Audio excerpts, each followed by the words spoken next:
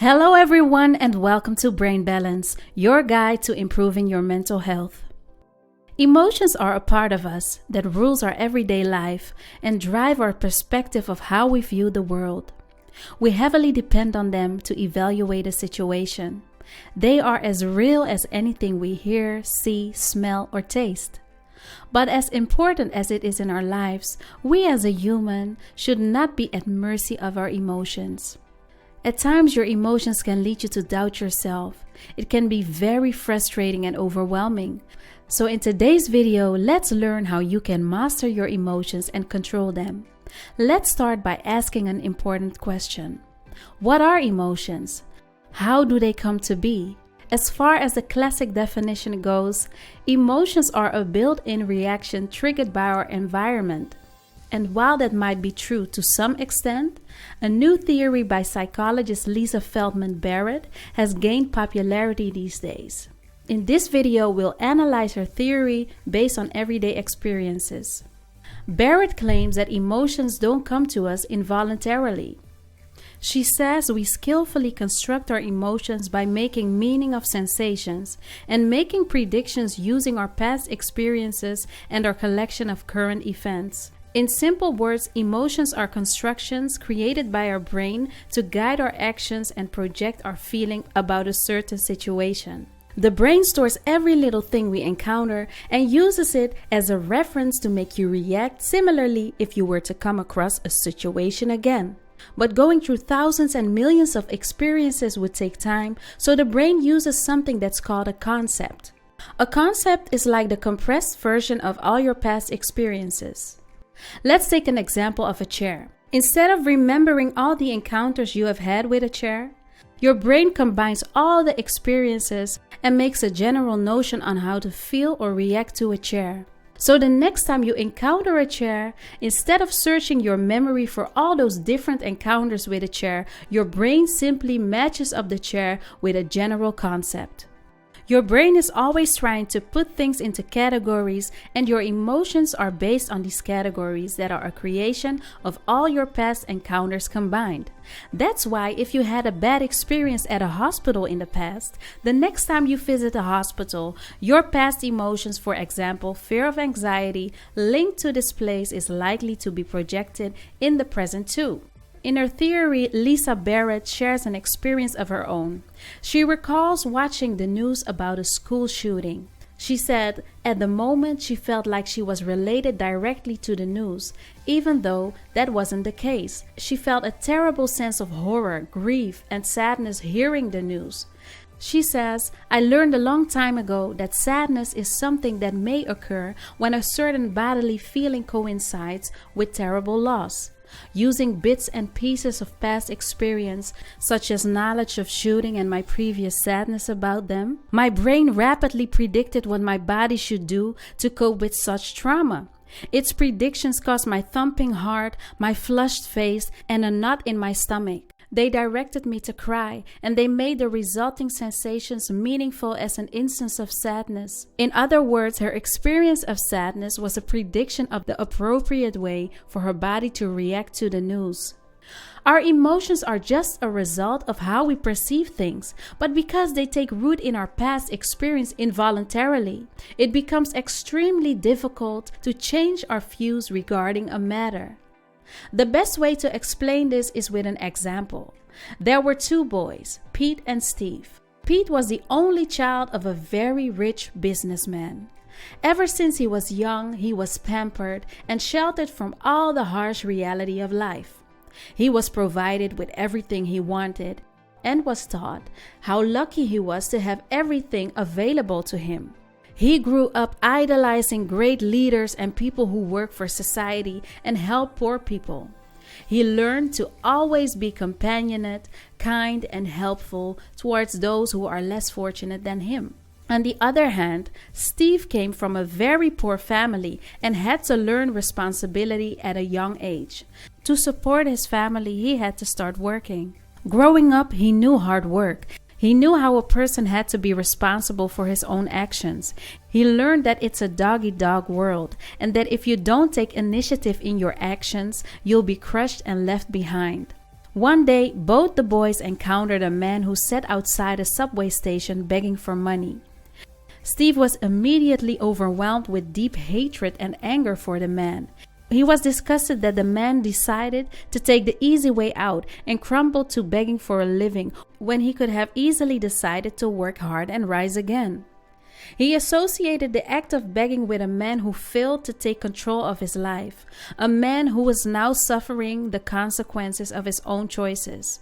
He didn't feel any compassion or an obligation to help him, since from a young age he had known that a person has to work hard to provide for themselves and no one is an exception. Meanwhile, Pete was overcome with pity and compassion and felt obligated to help the man. Since from a young age he was taught to be helpful towards those who are less fortunate than him. His emotional reaction was a trigger to all the past learnings. He blamed the society for having failed the man to the point that he now has to resolve to beg for a living. Both emotions were very different, but they were both triggered by the individual's past experience and their own perspective of things. But the truth is, no one knows the whole story. Neither man exactly knew what was going on with the begging man, but they still had an emotional reaction to the event. Why? Because your brain doesn't need the whole story to react. To act more quickly, the brain starts reacting even before it has received all the data. It predicts the possibility of what it thinks might happen next.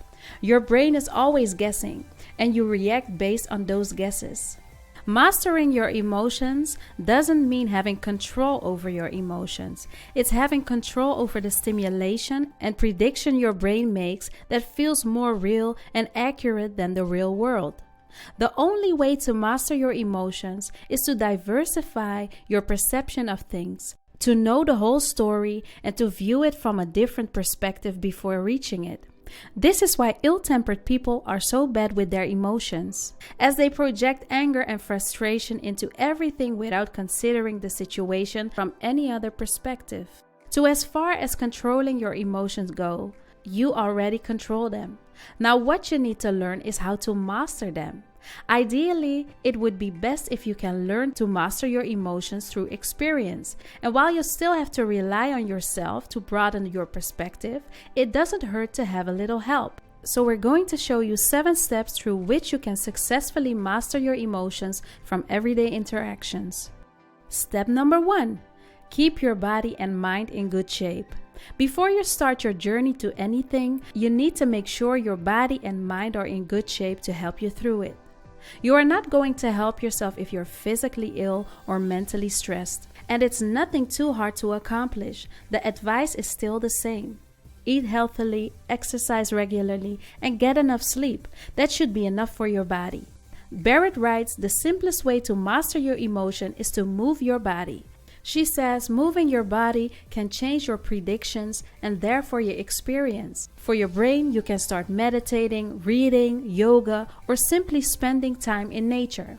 A calm, sharp brain is more likely to help you perceive and process better. Step number 2. Gain a new concept.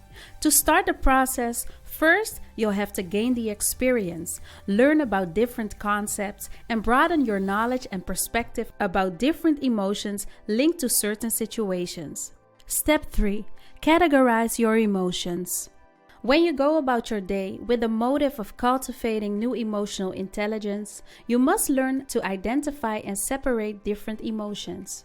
Instead of pilling your emotions under one category, like happy or sad, you have to slowly learn to tell them apart. This way you can form more categories of emotions with time and give your brain more options to choose from. Step 4. Be thankful. Appreciation is just as important as anything else. Your emotions are not your enemy. They don't work against you. They are here to serve you. And when you finally realize that, you should feel grateful that they are here to make things easier for you. Because without your emotions, you'd not know how to react to anything. There would be no happy or sad time for you. Step 5. Get curious. Getting curious helps you master your emotions and prevent the same problem from occurring in the future. When you are feeling something, you'll have to stop and ask yourself, am I feeling angry or is it something else? Once you start questioning yourself on your reactions, it gets easier for you to react right in the future and avoid similar mistakes. Step 6. Deconstruct old belief. To adapt to something new, you'll have to deconstruct so many of your old experiences and see them in a new light. It's a part of learning new things. You have got to make space for new experiences. Step number 7. Do it now and do it every day. As experiencing different things is a part of your daily life, you have to be sure you can handle your emotions not just today, but every day in the future as well. You'll always have to keep adding new perspectives and reorganize your emotions based on the experience. If you are ready to put in this level of dedication, then congratulations, because you are already one step ahead to achieving mastering your emotions.